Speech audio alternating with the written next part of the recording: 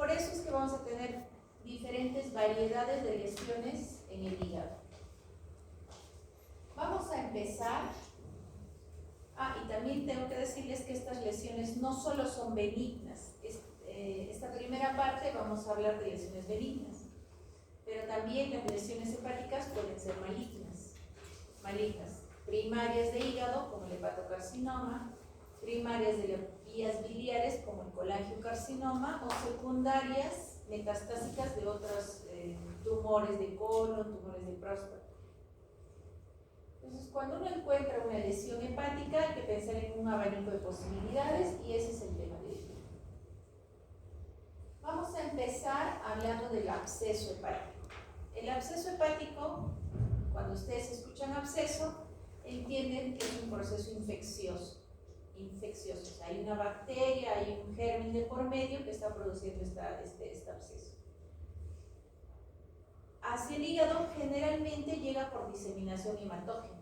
Recuerden que a través de la vena porta ingresa toda la sangre que viene del colon, del intestino delgado, de los riñones. Y si hay un proceso infeccioso a ese nivel, por ejemplo, una diverticulitis, un absceso anal, la pielonefritis, alguna de esas infecciones no controladas pueden llegar esta bacteria por vía hematógena y producir un absceso. Los abscesos hepáticos son de dos tipos: el absceso hepático piógeno, que estamos hablando de una bacteria, y el absceso hepático amebiano, en el cual la causa que lo produce es una ameba. Creo que hay aquí más. La ameba histolítica.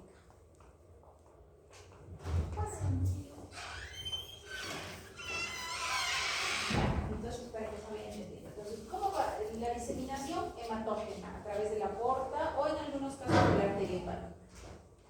También otra vía de acceso para el absceso hepático es la obstrucción de vías biliares y, por lo tanto, a través de una colectitis ascendente. La etiología polimicrobiana, dependiendo de dónde viene el germen, porque si viene, por ejemplo, de un absceso anal pero que infecta la piel, probablemente sea un estafilococo, pero si viene de un divertículo infectado o una apendicitis, va a ser generalmente gram negativo, E. coli o Klebsiella. Entonces es polimicrobiano.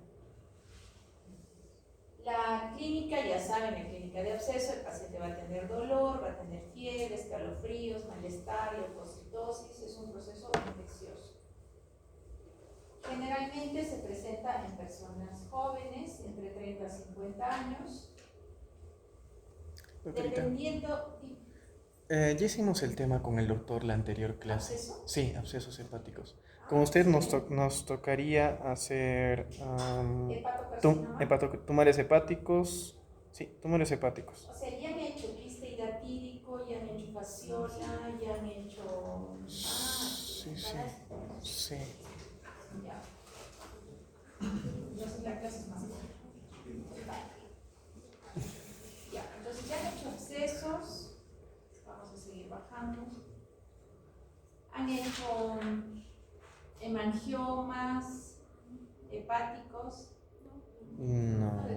Hiperplasia nodular focal. No. Ya. Entonces, han hecho la parte infecciosa. Han hecho absceso hepático, piógeno y amebiano. Han hecho quiste hidatídico, han hecho fasciola.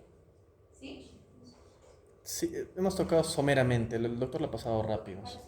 La parte inicial de abscesos, de abscesos sí. Pero sí nos tocaría hacer tumores hepáticos. Es que de repente no nos va a alcanzar el tiempo. Pero, ya.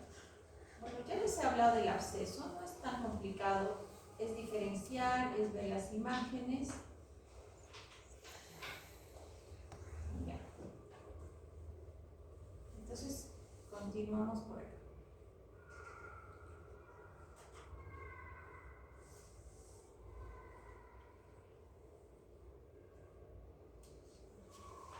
Entonces, ya ustedes han visto la parte infecciosa.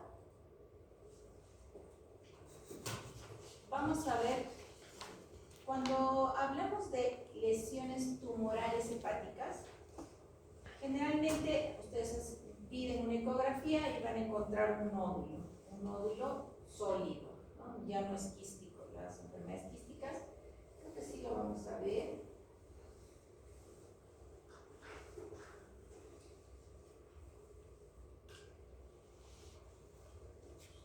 Esto es el absceso.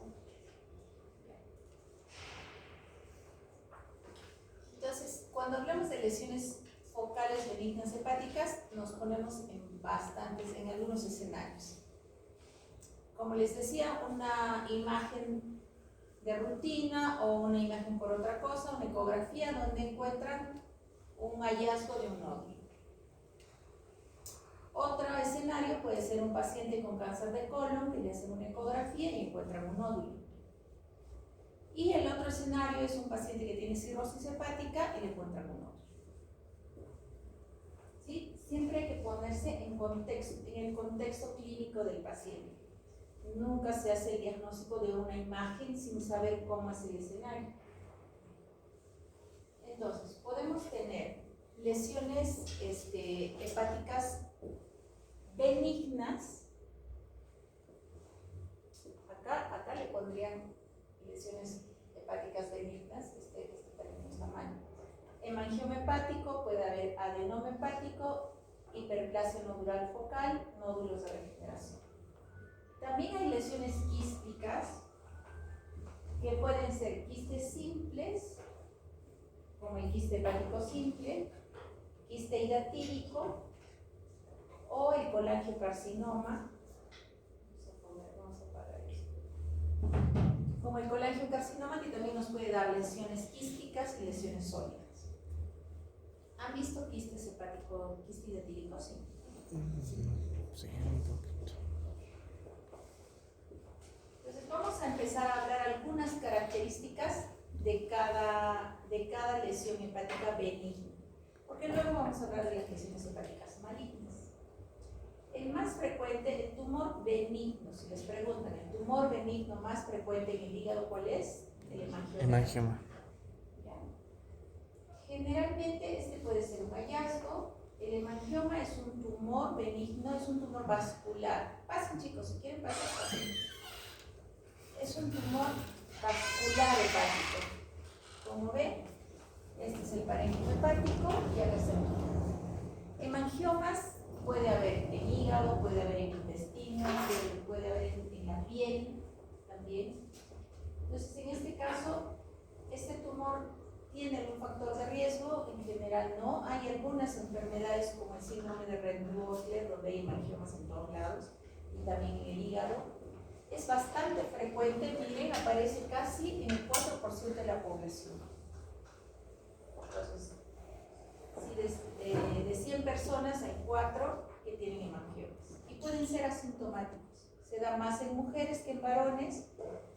Son pequeños, no tienen potencial maligno, pero cuando van creciendo a veces pueden dar algunas complicaciones, anemias o sangrado. El cuadro clínico, a veces, si la lesión es grande, puede ocasionar cierto disconfort o dolor abdominal, y si son más grandes, puede haber necrosis o trombosis dentro del tumor, y eso producir dolor abdominal. Hay algunos hemangiomas gigantes.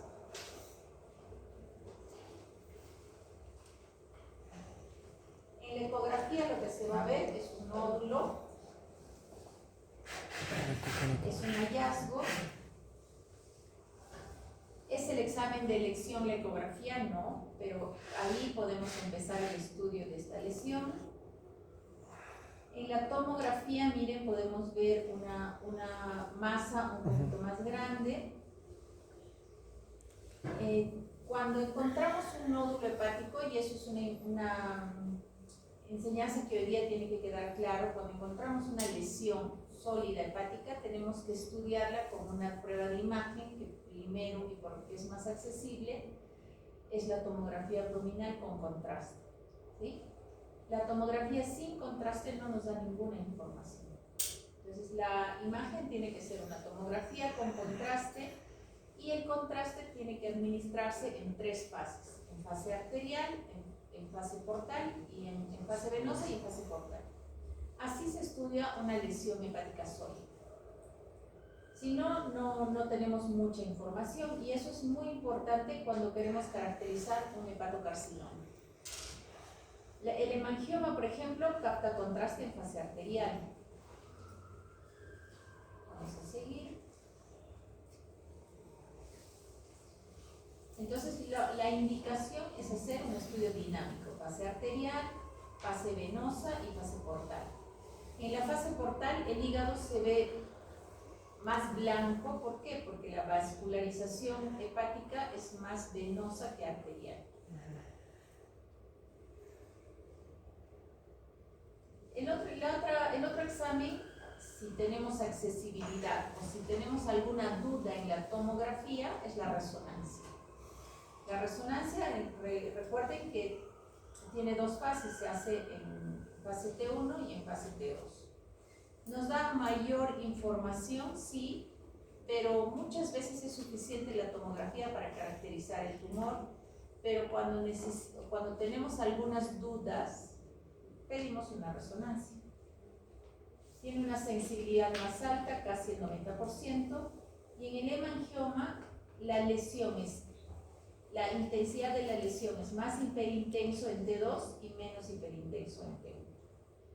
Esos detalles de cómo capta contraste en resonancia en tomografía, yo no creo que sea una pregunta de examen, porque ustedes no tienen que saber necesariamente esos detalles. Eso está para el residente de radiología. Entonces, lo único que tienen que saber en el hemangioma es que es un tumor vascularizado, es un tumor benigno, es el tumor más frecuente, y que las pruebas de imagen de elección es la tomografía o la resonancia, y que obviamente va a captar contraste más en fase arterial. El siguiente tumor que tienen que diferenciarlo del hemangioma, y es un tumor benigno, es la hiperplasia nodular focal. ¿Cuáles son las características de esta hiperplasia nodular focal? Es esto, que tiene un vaso central prominente y que en las pruebas de imagen se muestra como una cicatriz central. Es la segunda lesión tumoral benigna después del hemangioma hepático. También está relacionado a malformaciones vasculares. Generalmente es una lesión solitaria, más frecuente en mujeres. Generalmente son pequeños. La participación hormonal no está clara. En el adenoma, que vamos a ver más adelante, ese sí está relacionado a la ingesta de hormonas. Esta hiperplasia nodular focal no tiene potencial maligno. La ecografía Doppler nos ayuda a ver la vascularización central y como una radiación periférica. La ecografía nos ayuda, pero como ven puede haber diferentes patrones: hiperecoico, hipoecoico, isoecoico, hipoecoico, así que tampoco nos da una delimitación clara de la lesión. Por ahí puede ver una cicatriz central, que esa es la característica de la hiperplasia nodular focal, la presencia de cicatriz central.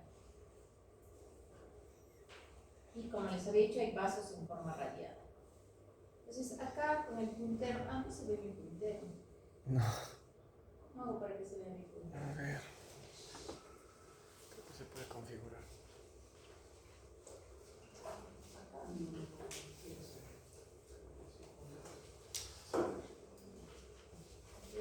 Yo me siento para que ustedes vean y la única que les soy yo.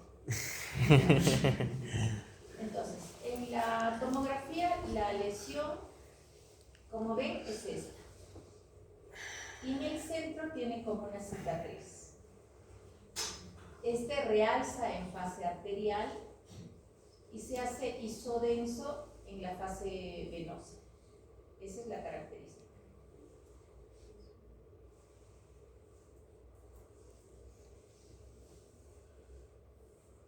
¿Da síntomas? No necesariamente, puede ser asintomático, puede ser un hallazgo. Se opera, se trata, no, se queda tal cual como se ve.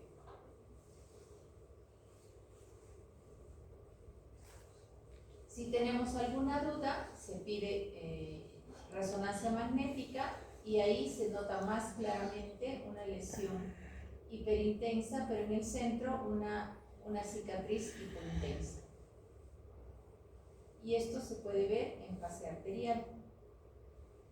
El tejido que se ve alrededor en realidad son hepatocitos distorsionados. Es el mismo parénquima hepático, pero que están distorsionados. Entonces, el mensaje es, si tengo dudas de la tomografía, pido la resonancia. Y en el esquema se ve más o menos así, como esto. En fase T2 va a haber hiperintensidad en la lesión y siempre se nota la cicatriz central. Ahora, hay algunas situaciones en las cuales es difícil ver la cicatriz central. Ahí usamos un contraste, ya no un contraste iodado, tampoco gadolíneo, se usa un contraste hepatotrofo. Hay contrastes que te pueden pintar los hepatocitos y delimitar mejor los tumores. Y eso se llama contraste hepatoespecífico. Eso se hace en algunas lesiones que por ahí nos generan cierta duda. Entonces, acá les estoy mostrando varias imágenes con la lesión y con la cicatriz central. El siguiente tumor, ya hemos hablado del hemangioma, ya hemos hablado de la hiperplasia nodular focal. El siguiente tumor es el adenoma hepático. En el adenoma hepático, ¿qué es lo que ustedes tienen que saber? Que se da más en mujeres jóvenes, como ven, entre 30 y 40 años. Está asociado al uso crónico de anticonceptivos orales. Entonces, en este caso sí se tiene que a la ingesta de esteroides anabólicos, o sea que pueden ser en varones o en mujeres. Ahora está de moda el uso de esteroides, ¿no? Son tumores solitarios, generalmente, también tienen un tamaño miren, hasta 15 centímetros. Estos adenomas sí pueden degenerar a neoplasias. O sea, que tienen cierto potencial maligno, sí, algunos tipos pueden degenerar a neoplasias. Entonces, cuando uno encuentra un adenoma, o algo que se caracteriza y parece un adenoma, hay que suspender toda la ingesta de anticonceptivos o de esteroides anabólicos.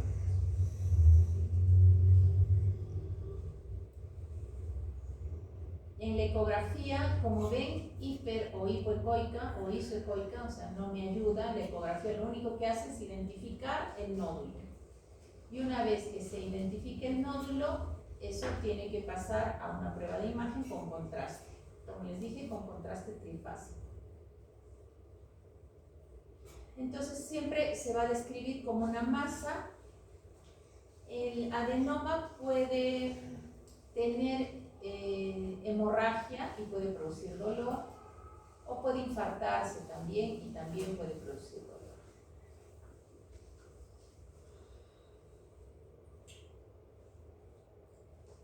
En la tomografía, acá está la lesión de adenoma y es una lesión circunferencial que está ocupando el lóbulo izquierdo y que además tiene una hemorragia central, que es esta zona blanquecina, y esas son la forma de complicaciones de los adenomas.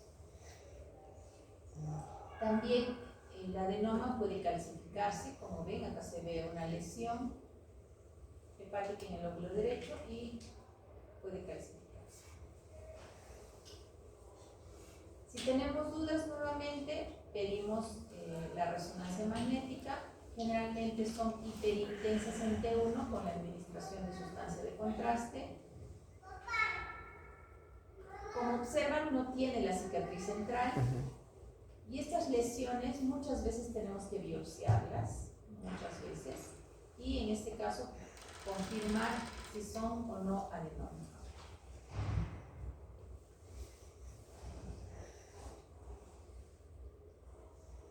También existe otra situación que son los nódulos de regeneración. Recuerden que en los pacientes con cirrosis se pueden ver nódulos de regeneración, y estos serían múltiples, son lesiones múltiples, pequeñas, hiperintensas en fase arterial, generalmente asociado a estos nódulos de regeneración. Ustedes pueden ver, como en esta tomografía, ascitis, aumento del tamaño del núcleo caudado, que es el lóbulo, el segmento 1 del hígado, y estas lesiones pueden ser heterogéneas. Como ven, acá existen algunos nódulos de regeneración que pueden confundir con lesiones incluso metastásicas. ¿Cómo hacemos la diferencia? Administrando el contraste.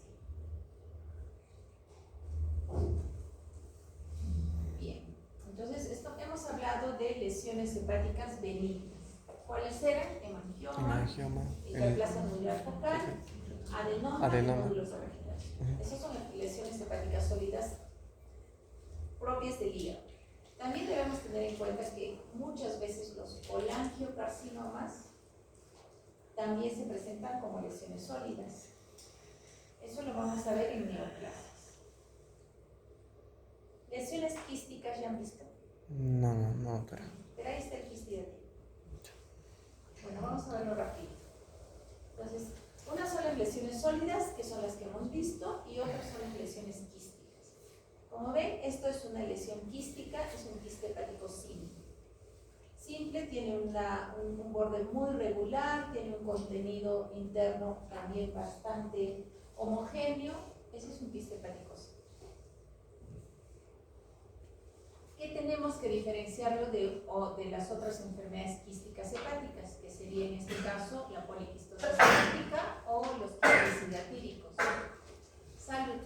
La mayoría de quistes hepáticos son asintomáticos, la mayoría son pequeños, tienen una capa delgadita epitelial que los recubre, algunos tienen una cápsula fibrosa y su contenido es líquido, a veces biliar, a veces seroso y en algunos casos hemorrágico, cuando se complican, ¿no?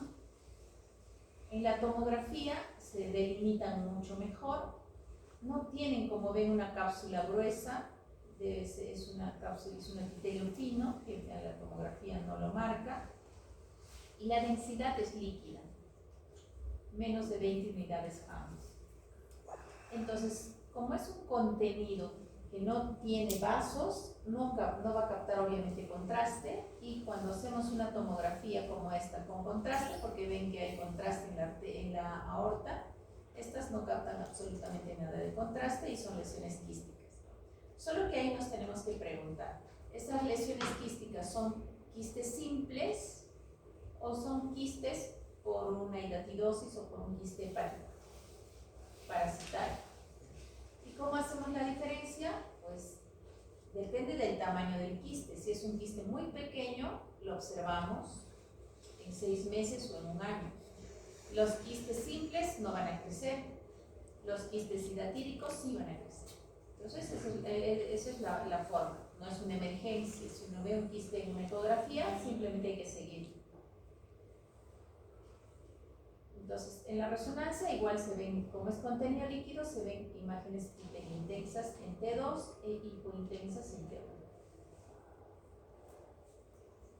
Existe otra condición que es la poliquistosis hepática. Esta imagen no ayuda mucho, pero si lo miran con cuidado, tengo otras imágenes mejores.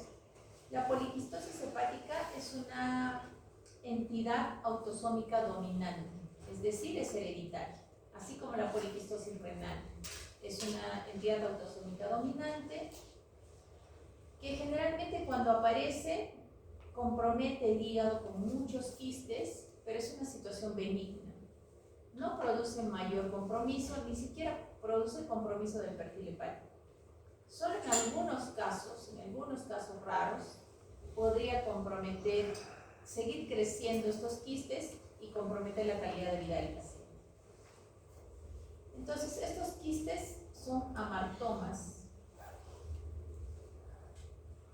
A veces se asocian, son solo quistes simples hepáticos y a veces se asocian a quistes renales. Generalmente cuando comprometen la función renal, ahí sí el paciente termina en diálisis. Pero el hígado soporta un poco más y no altera la función hepática en la mayoría de veces. Yo tengo pacientes que tienen poliquistosis muy marcadas, que tienen función hepática normal. Miren esta imagen tomográfica, ahora que ya han visto imágenes hígados Acá ven el parénquima hepático sano y el resto es todo quiste. Probablemente este paciente no tenga alteración de la función hepática.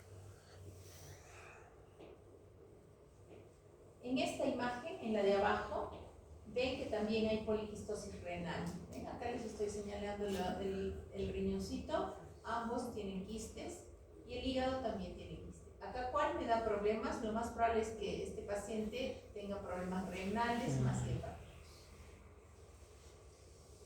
¿Cómo se diagnostica? Con una ecografía, confirmado por una tomografía y probablemente en el examen físico en estas poliquistosis hepáticas van a tener aumento del tamaño del hígado, ¿no? Al examen físico.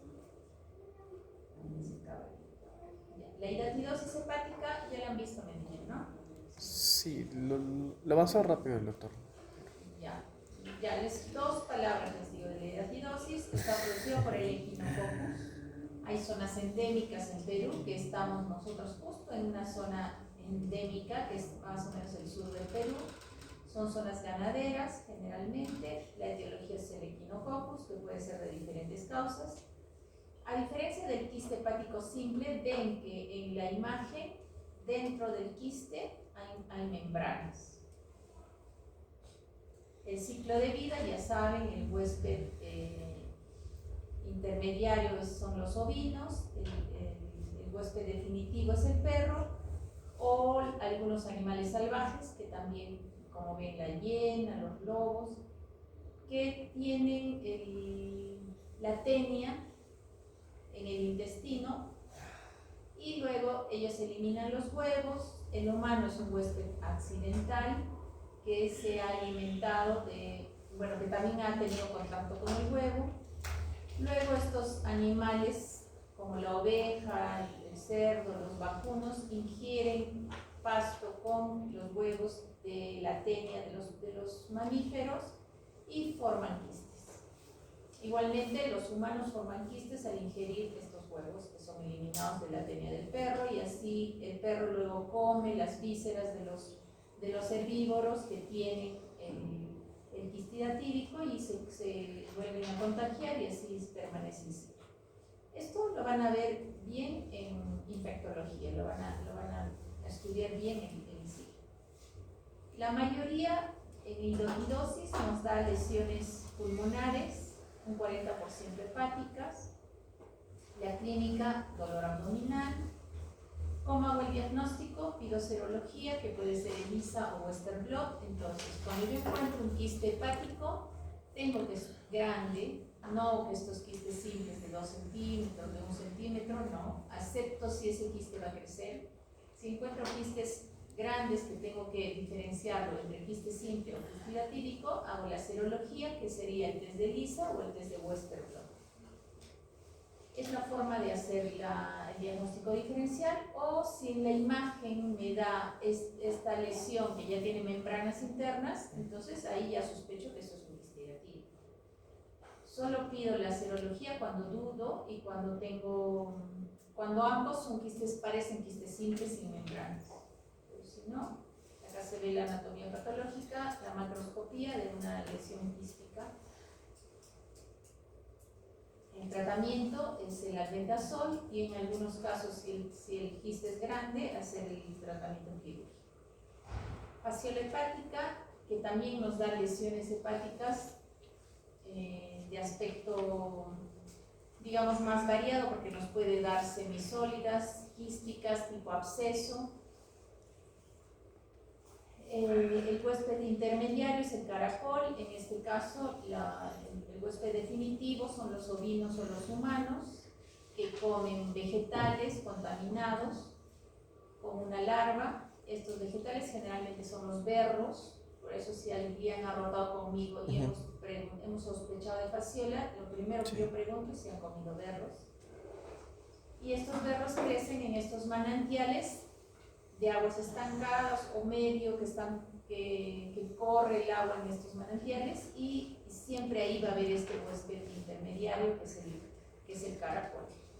Entonces la oveja come estas metacercarias, elimina los huevos, este huevo eclosiona en los manantiales y a través de esta forma del miracidio se aloja en el caracol y luego el caracol ahí lo aloja hasta que esta cercaria sale libre y se aloja en el verbo y luego sí se reza. El cuadro clínico es muy variado en relación a la fasciola. Puede haber síntomas de absceso hepático, puede haber solamente dolor o puede haber solamente alteración del perfil hepático. Una característica importante es la eosinofilia. Si recordamos que los eosinófilos en sangre son del 5%, cuando ustedes ven en el hemograma y ven el porcentaje de eosinófilos, es más o menos del 3 al 5%, un paciente con fasciola puede tener 50% de eosinófilos. Puede tener así hasta ese nivel, ¿no? Pero si ustedes ven 15, 20, 30, esa eosinofilia no es normal y hay que buscar. Y si además este paciente tiene alteración del perfil hepático, tiene dolor, entonces hay que pensar en fasciola. Nosotros somos una zona endémica. Entonces es variada la presentación. La eosinofilia es lo que nos debe hacer sospechar asociado al dolor. En ese caso tenemos que pedir serología de fasciola, que igualmente puede ser ELISA o puede ser Western blot. Las imágenes, como ven, esta es una imagen, no es ni quística ni sólida, parece un absceso hepático, incluso nos da lesiones pseudotumorales la fasciola hepática. El tratamiento es simple con triclaredazol y es dosis única. Bien, hasta ahí las lesiones benignas. Ahora vamos a ver lo maligno.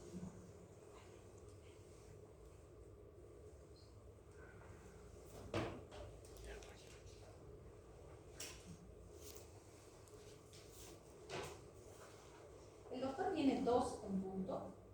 Sí, 2 y 10 normalmente viene. 2 y 10. Cuando hablamos de tumores malignos hepáticos, hablamos de...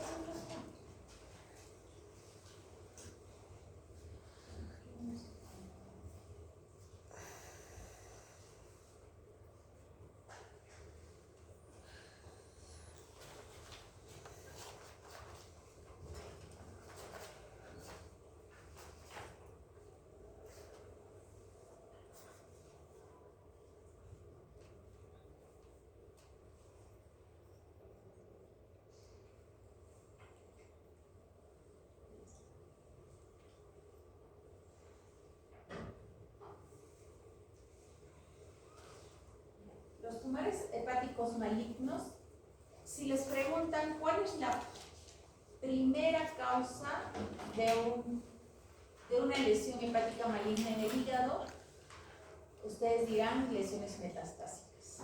Eso es lo más frecuente. Y si les preguntan cuál es el tumor primario más frecuente, tumor primario hepático más frecuente en el hígado, dirán hepatocarcinoma. Hepatocarcinoma. ¿Ya? Entonces es diferente un tumor primario a un tumor secundario o metastásico.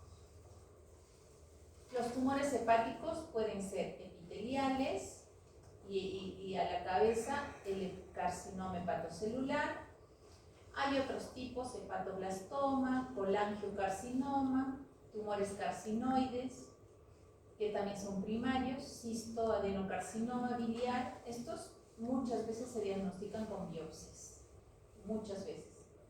¿Es necesario hacer la biopsia para el diagnóstico de hepatocarcinoma? No necesariamente, porque el hepatocarcinoma es el único tumor, quizás el único tumor, que podemos diagnosticarlo solo con características imagenológicas.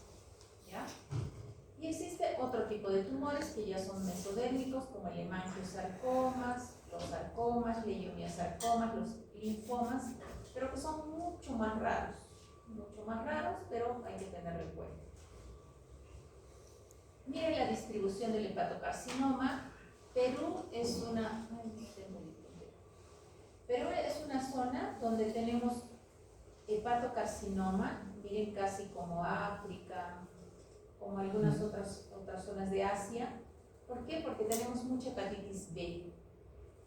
A nivel de América, quizá Perú lidera los cuadros de hepatitis B. Y por eso, y como la hepatitis B es un factor de riesgo para hepatocarcinoma, nuestra incidencia de hepatocarcinoma es alta. El hepatocarcinoma es la quinta causa de cáncer en el mundo, pero tiene una alta mortalidad. Muchos de ellos, si los encontramos precozmente, pueden llegar a trasplante hepático. Una de las indicaciones, incluso entran a lista como excepción, son los hepatocarcinomas cuando cumplen algunos criterios, es decir, cuando son pequeños. Entonces, ¿qué hago yo en un paciente cirrótico? Cada 6 meses le pido una ecografía para buscar un nódulo hepático, le pido un marcador tumoral para ver si está apareciendo o está iniciando una lesión. Entonces, el hepatocarcinoma yo lo busco en pacientes cirróticos, que son el grupo que tiene mayor incidencia de hepatocarcinoma. ¿Qué otras personas pueden tener hepatocarcinoma sin ser cirróticos? Como les había dicho en la clase de hígado graso, los que tienen hígado graso en fibrosis de 3er grado ya tienen riesgo de hepatocarcinoma. Los pacientes que tienen hepatitis B pueden hacer hepatocarcinoma sin ser cirróticos. Y acá les muestro las etiologías en orden de frecuencia. Hepatitis B a la cabeza. ¿Por qué? Porque el virus de la hepatitis B es un virus DNA. Y al ser un virus DNA, al infectar al hígado, se mete se junta con el DNA del hepatocito y las replicaciones de este hepatocito ya tienen al virus incluido en su DNA. Y en esa replicación pueden hacer con mayor facilidad algún trastorno en la replicación, un error en la replicación y empieza un hepatocarcinoma. Entonces, la hepatitis B, igual la hepatitis C, tienen factores de riesgo importantes, la ingesta de alcohol, algunas aflatoxinas están descritas, que se encontraban en pinturas, me parece, esteroides anabólicos, hemocromatosis, diabetes, obesidad, son las causas de hepatocarcinoma. Virus D y virus C a la cabeza, eso hay que tenerlo siempre en cuenta. Edad, esto es un estudio que se ha hecho en Perú, en la Cayetano, más en hombres que en mujeres. Por algún motivo hay más hepatocarcinoma en varones. La alfa-fetoproteína está elevada. Todos se operan, si los encontramos en un estadio precoz pueden operarse. Y depende de en qué lóbulo también aparece este hepatocarcinoma, ¿no? Si aparece en el centro del hígado va a ser difícil la cirugía, si aparece en un lóbulo. Entonces, en este estudio que encontraron que es más frecuente en aquellos pacientes que tenían hepatitis B.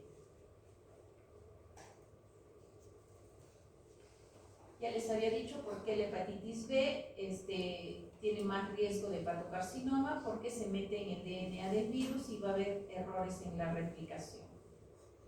En la hepatitis C existe mucha inflamación cuando no hemos encontrado al paciente en un estadio precoz, no hemos tratado al paciente, y esa inflamación, a veces asociado a otros factores de riesgo como el alcohol, produce más inflamación y más riesgo de hepatocarcinoma.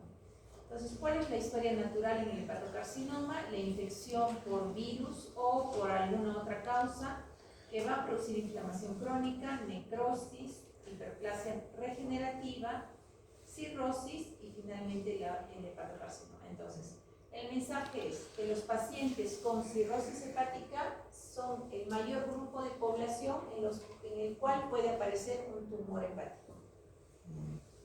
Y por lo tanto, en este grupo de pacientes tenemos que estar bien alertas para encontrar este tumor. Y la única forma, porque este tumor inicialmente va a ser asintomático, la única forma es ir siguiéndolo con pruebas de imagen. Esto se forma, como dice la diapositiva, en muchos años. Primero va a haber, antes del hepatocarcinoma, de hecho que va a ser un adenoma, y con el tiempo esto va a progresar a displasia y a cáncer. Pueden haber lesiones tan grandes como esta, si es un hígado cirrótico, puede haber una lesión más pequeña y se puede hacer una resección solamente de un lóbulo.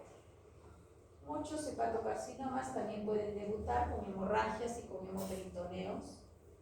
Acá se ve que el tumor ha sangrado y probablemente haya producido un hemoperitoneo. ¿Cómo es el cuadro clínico? El cuadro clínico puede ser asintomático inicialmente, cuando el tumor es pequeño. Acá,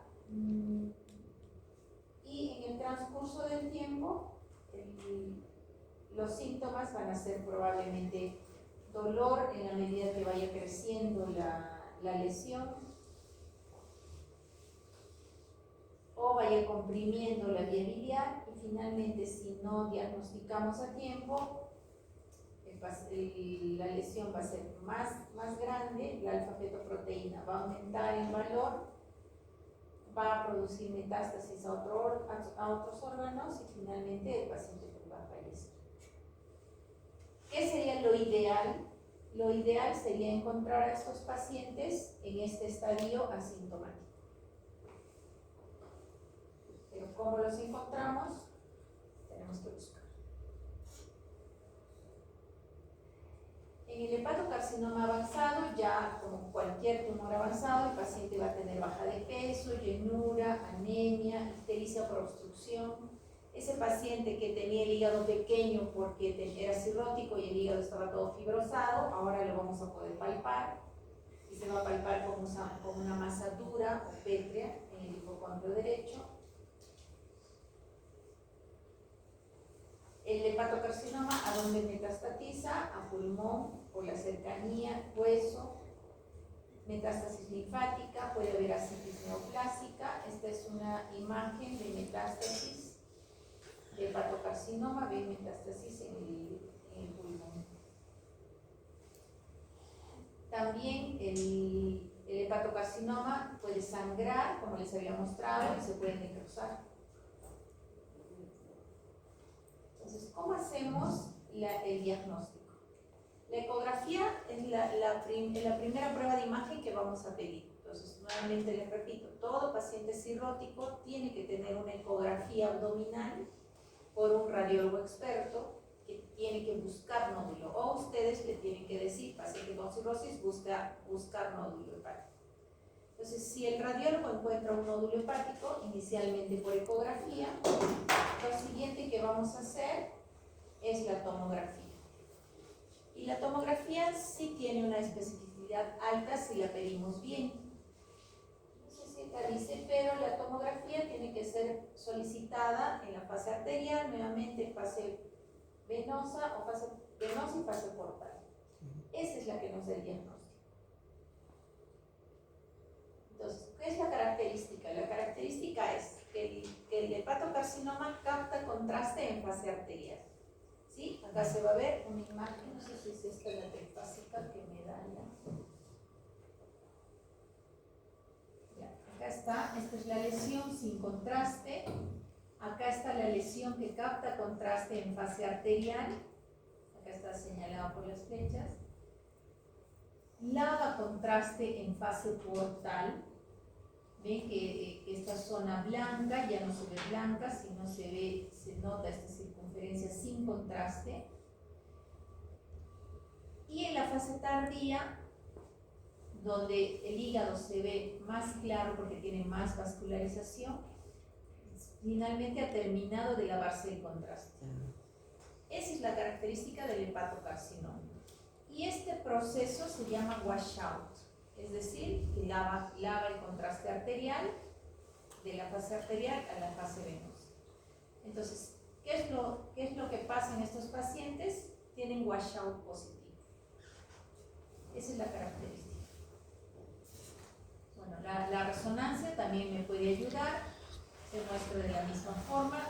A veces vemos lesiones ya muy grandes, pero la idea es encontrarlo así. Una lesión muy pequeña, esta debe medir 3 centímetros para poder solucionar. Cuando encontramos una lesión tan grande como esta, pues ya está ocupando más del 90% del hígado, probablemente ahí no está indicado terapia médica simplemente, ¿no? Quimioterapia.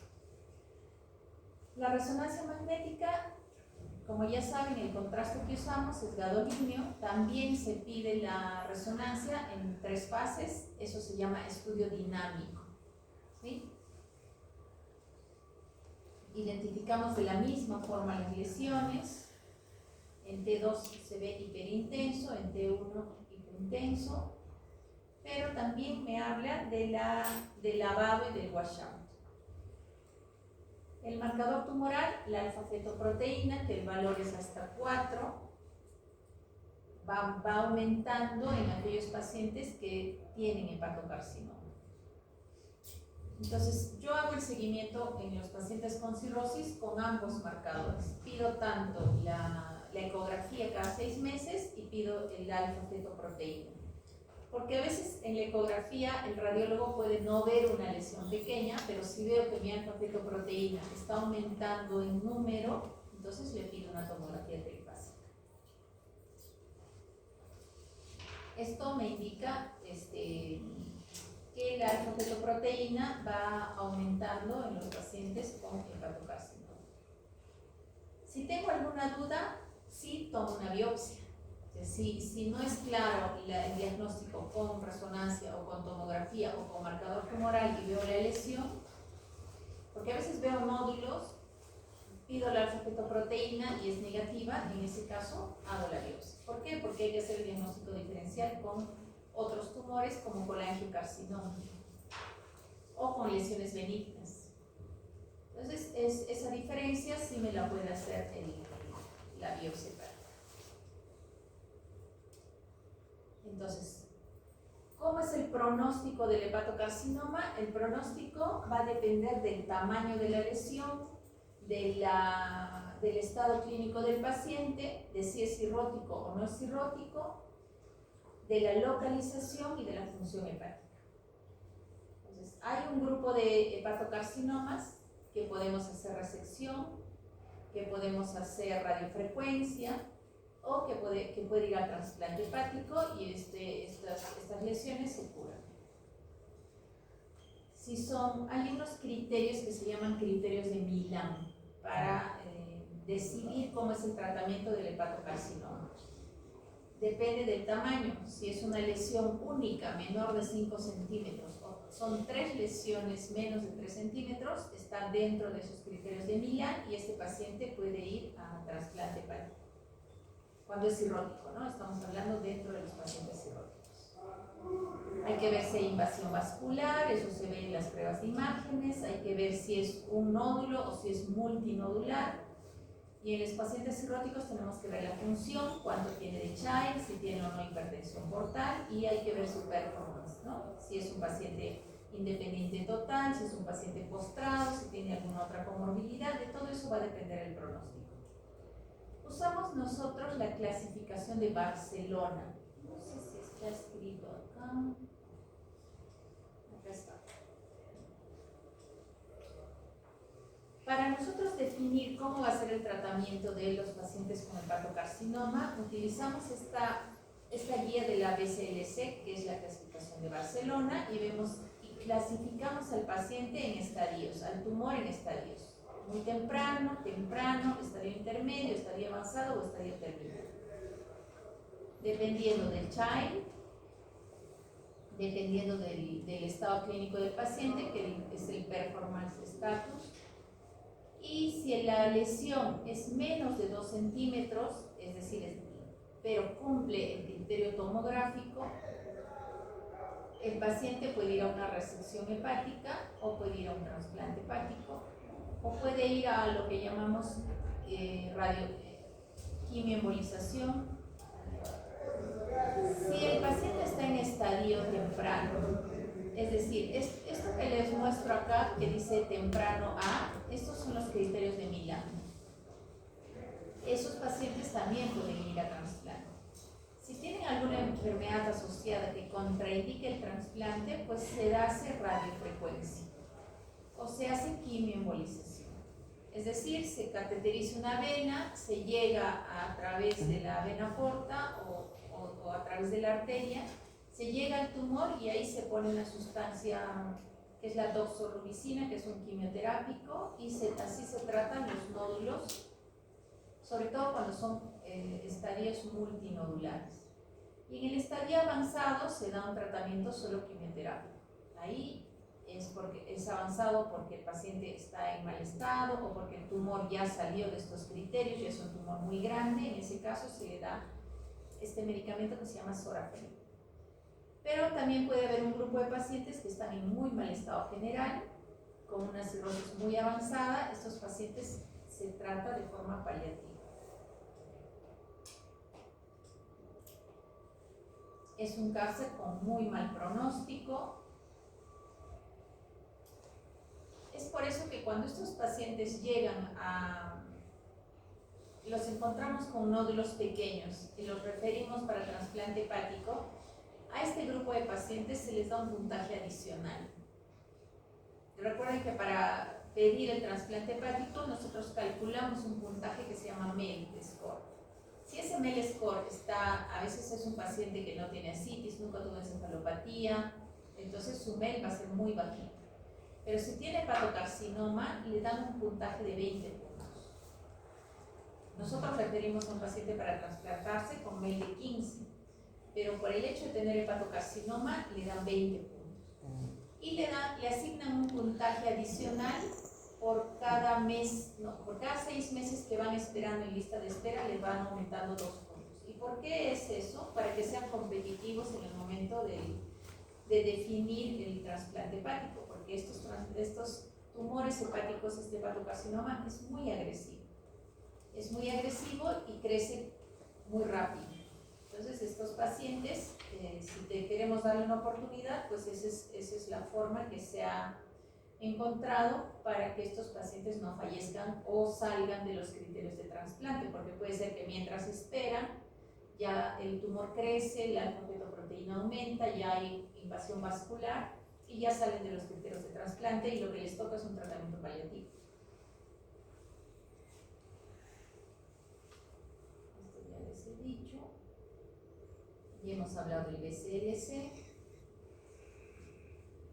Ya les he dicho que algunos se pueden ser tratados con resección, dependiendo también de qué child tiene este paciente, ¿no? Si este paciente tiene child A, probablemente, y el tumor es pequeño y el remanente hepático que va a quedar es aceptable, el paciente puede ir a resección. Pero si es un tumor grande, se va a resecar un lóbulo importante, un segmento importante, este paciente no va a poder quedarse con un segmento pequeño, además siendo cirrótico, y lo que va a pasar después de una cirugía es falla hepática.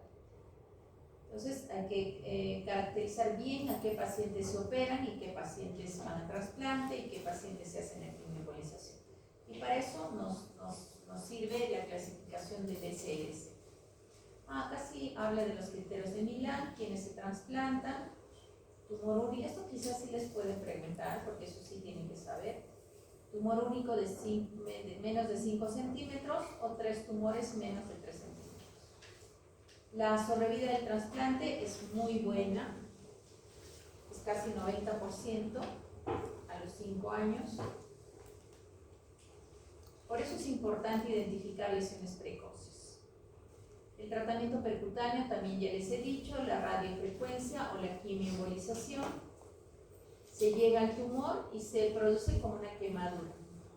Esa es la radiofrecuencia, que puede ser percutánea.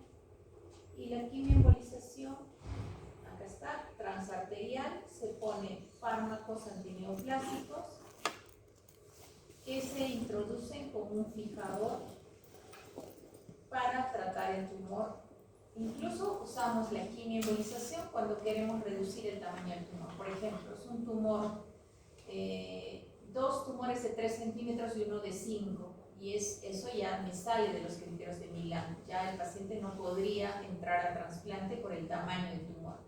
Lo que se hace es quimioembolización, se disminuye con quimioembolización el tamaño del tumor, eso se llama downstaging, que es un procedimiento para que este paciente que salía de estos criterios de trasplante pueda entrar a los criterios de trasplante una vez que se ha hecho quimioembolización. Entonces puede haber quimioembolización previa al trasplante, Sí, eso se hace para dar la oportunidad de que estos pacientes puedan beneficiarse del trasplante hepático. Claro, si tuviéramos más hígados de donantes y más personas donaran, habría más oportunidad para estos pacientes, porque muchos pacientes no tienen tanta oportunidad, ¿no?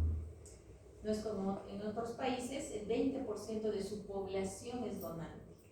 En Perú, ¿cuánto de nuestra población es donante? 5%. El 1%. Ah.